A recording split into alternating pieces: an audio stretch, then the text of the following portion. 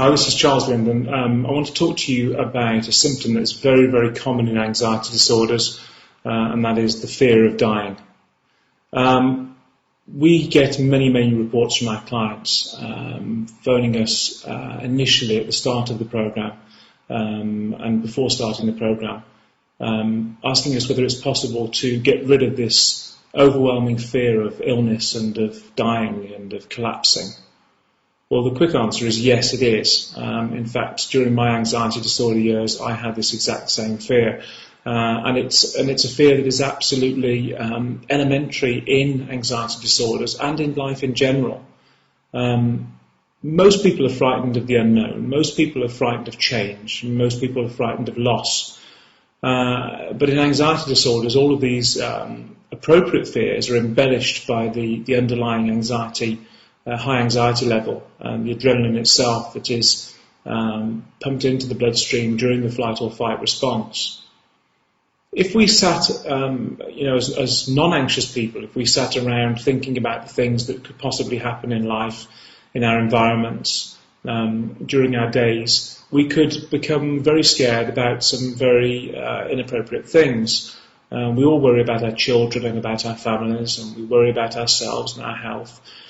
Some more than others. But ultimately, the things of life, the normal routines of day, the monotony of life, takes over and stops us from thinking about these things.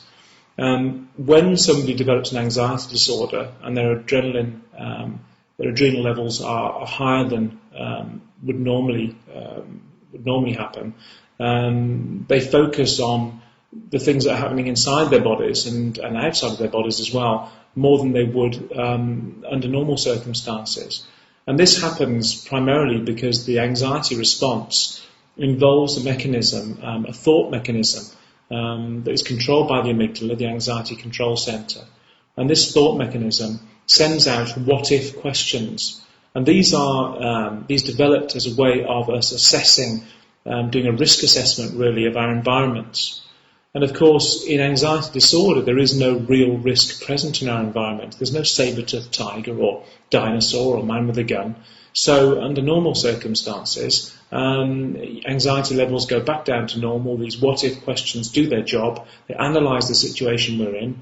Say, for example, if we have a car crash, they send out the question, we do an analysis of the situation we're in, and we react appropriately. And whether that involves high anxiety or not is decided by the subconscious mind. But in anxiety disorders, we have a permanently high level of anxiety and therefore an excess of adrenaline in the bloodstream. And these what-if questions are firing all the time.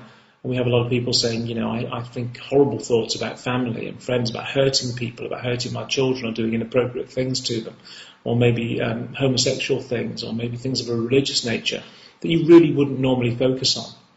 Well, this fear of dying and this fear of illness and of losing consciousness and all of these catastrophic thoughts that happen during the anxiety response are the result of these what-if thought processes. And what I'll say to you is that during your anxiety recovery, you'll find that these fears will get less and less and less and eventually fade away completely, as they did with me and as they have with all of my clients that we've helped. Because without the underlying high anxiety to fuel these what-if thoughts, they can't exist. And if they don't exist, they won't be doing this risk assessment. And they won't be throwing up thoughts about dying, about your health, about the symptoms you're experiencing, about your location, agoraphobic type symptoms. You will return to a normal level of anxiety. Of that I am absolutely certain.